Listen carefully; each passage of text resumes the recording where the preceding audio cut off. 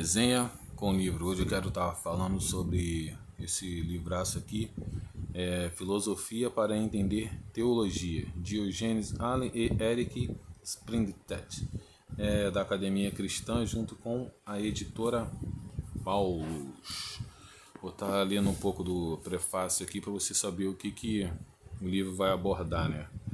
Ele vai falar aqui que o autor vai falar que todo mundo precisa saber um pouco de filosofia para compreender as maiores doutrinas do cristianismo, ou para ler um grande teólogo de maneira inteligente. O autor continua: mas quanta filosofia é necessária para aprender, para entender teologia? Ele faz uma pergunta, né? Aí ele vai e continua argumentando. O curso tradicional de filosofia na faculdade ou seminário, ou livros convencionais que dão uma visão panorâmica da história da filosofia, ele vai falar que não oferece ajuda suficiente. Ele vai falar que o material é selecionado com base no que importa para a filosofia e não para a teologia. E ele continua: de fato, algo do material selecionado sobre esta base é relevante para a compreensão teológica, mas não necessários muitos cursos e outros muitos livros sobre filosofia antes que uma pessoa seja exposta a suficiente material filosófico diretamente relevante e essencial para a teologia, né? Vou falar que vai abordar mais para o lado da filosofia, né? E depois dá uma pouca base para a teologia. O autor continua. Vai falar assim: ainda assim, sua relevância teológica frequentemente não se torna explícita, visto permanecer enterrada e irreconhecível em um material de pouquíssima relevância direta para a teologia. Isso que eu falei. Continua. Nem mesmo um curso de filosofia da religião, que dentre todas as subdivisões da filosofia é que mais se aproxima da teologia, provê o necessário. Mesmo um curso de filosofia da religião, você não vai ganhar uma compreensão tão grande assim sobre teologia. Ele continua. As provas da existência de Deus, o problema do mal, a natureza da linguagem religiosa, os tópicos mais frequentemente discutidos em filosofia da religião são de valor limitado, pois eles não proporcionam uma variedade satisfatória de conceitos e distinções filosóficas necessárias ao iniciante em teologia. Continua.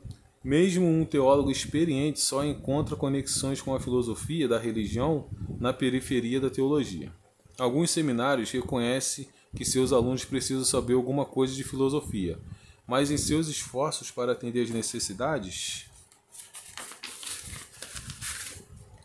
eles se deparam com um duro fato de que a disciplina de filosofia hoje, especialmente no mundo da língua inglesa, está tão distante da teologia que seria preciso um estudo prolongado de filosofia antes de nossa compreensão teológica ser enriquecida significativamente.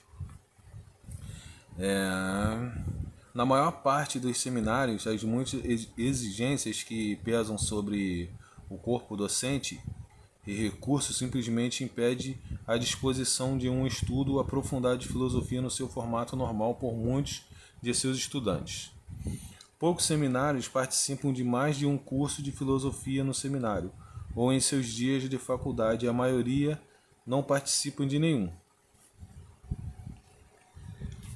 Assim, não surpreende que os estudantes fiquem frustrados quando começam seus estudos de teologia. Falta-lhes um dos pré-requisitos essenciais. Muitos deles, quando compreendem que precisam de algum conhecimento de filosofia, se voltam ao único recurso disponível, a um curso de filosofia ou a um curso de história da filosofia que não foi elaborado para satisfazer suas necessidades, ou seja, ganhar uma compreensão mais da teologia, né? O autor continua: não admira que a conhecida pergunta retórica de Tertuliano, o que Atenas tem a ver com Jerusalém, seja tão popular entre os estudantes. A eles não foi mostrado que o conhecimento filosófico nos capacita a apreciar mais profundamente o significado de virtualmente qualquer formulação doutrinária relevante a qualquer teólogo importante. Eles têm a impressão de que filosofia é de pouca utilidade, e assim segue seus caminhos, perdendo a oportunidade de ter um contato mais frutuoso com a teologia. O autor vai falar aqui que este livro almeja dar conhecimento filosófico necessário para melhor compreensão da teologia cristã, pois muitas vezes a falta de conhecimento de alguns termos chaves ou conceitos filosóficos impedem uma compreensão significativa de uma questão vital. Pode parecer pretensioso ter um objetivo tão elevado, mas a meta é realista, pois a abordagem usada no delineamento deste livro é precisamente o oposto do prevalecente. Em vez de uma breve apresentação do pensamento filosófico selecionado com base no que é importante para o desenvolvimento do tema da filosofia e com base no que os próprios filósofos consideram importante e interessante, fiz minha seleção do material filosófico examinando primeiramente os teólogos. Defini a partir de um estudo de suas obras como a filosofia os influenciou e quais conceitos, termos filosóficos eles usam. A teologia cristã, né, em si está impregnada da filosofia grega. Aí o autor aqui continua. Portanto, é que os teólogos fazem que determina minha apresentação e como apresento. Portanto, é que os teólogos fazem que determina minha apresentação e como me apresento. Continua o autor. Isso significa muito de que a história tradicional da filosofia pode ser omitida em relevância teológica do material filosófico selecionado, pode ser explicitada e evidenciada. Isto permite uma economia na apresentação e oferece ao leitor o estritamente necessário. Me permite também enfatizar e lançar luz sobre alguns pontos em filosofia, tais como o otimio de Platão, que são ignorados ou tratados apenas de passagem, salvo em cursos avançados de filosofia, por não falar aos interesses filosóficos contemporâneos. Muitas vezes, tal material é de importância fundamental para a compreensão da doutrina cristã e da teologia.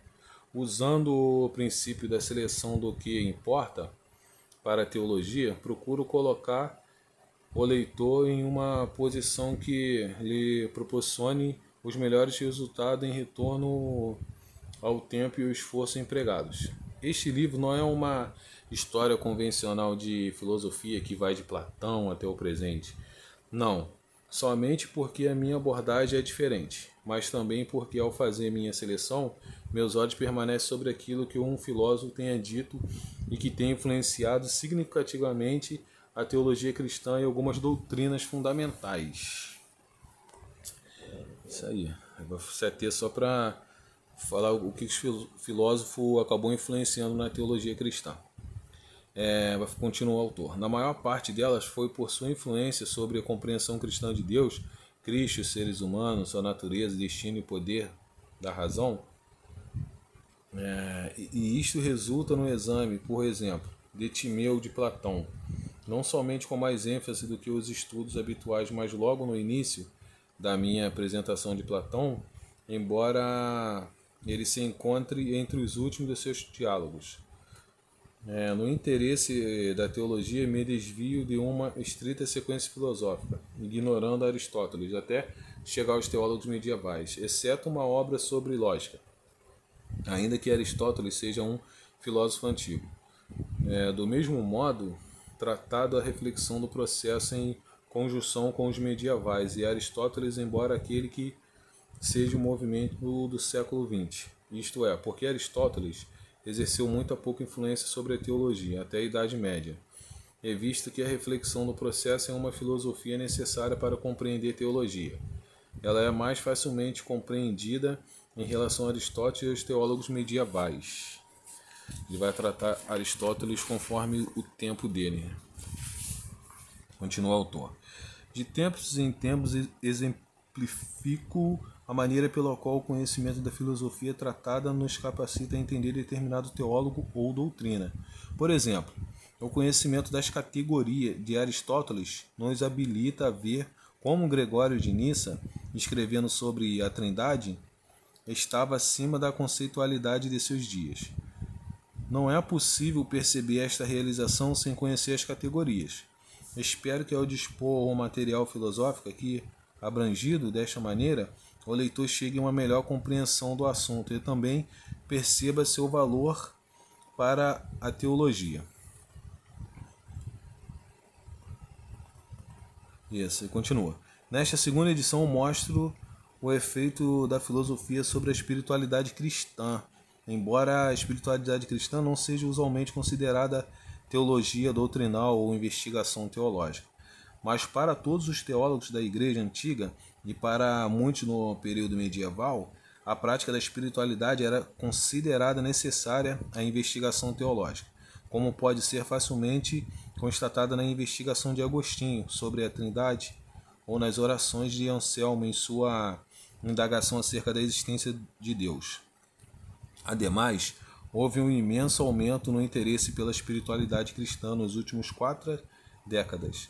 Assim, além das minhas indagações explícitas do significado do material filosófico que apresento para a espiritualidade cristã, os capítulos 1 e 2, especialmente o 3, provém uma compreensão filosófica substancial para o estudo da espiritualidade cristã.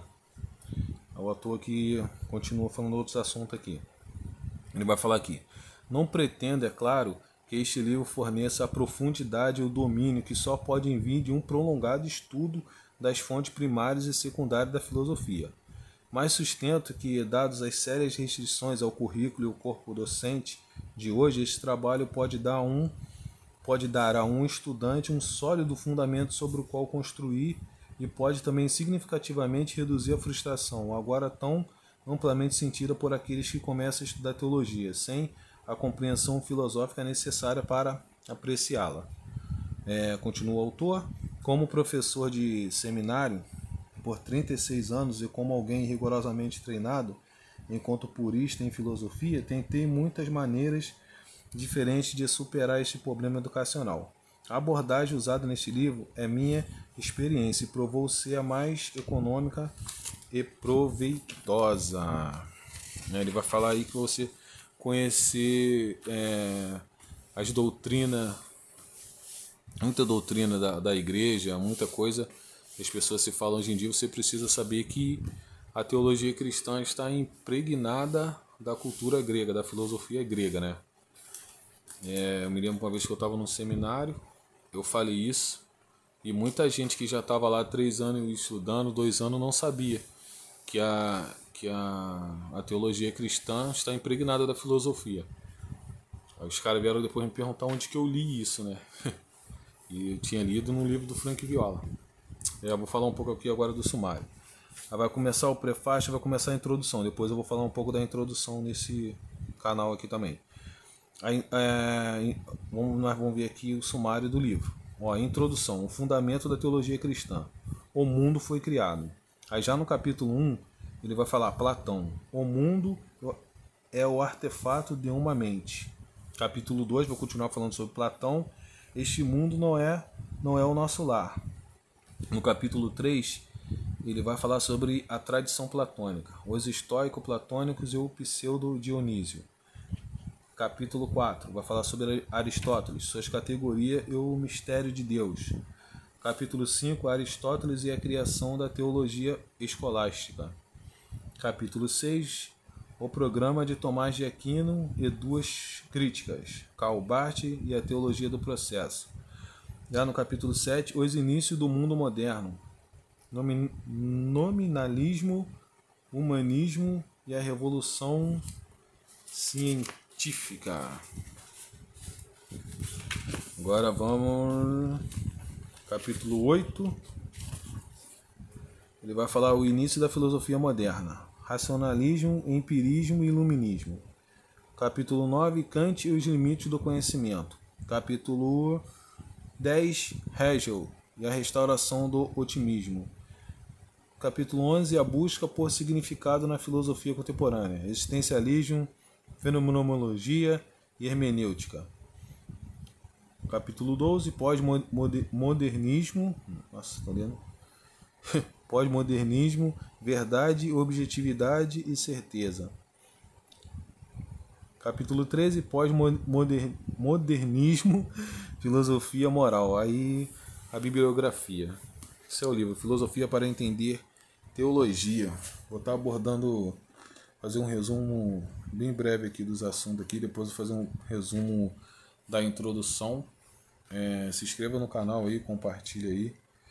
Valeu, se está gostando aí, compartilhe, dê seu like.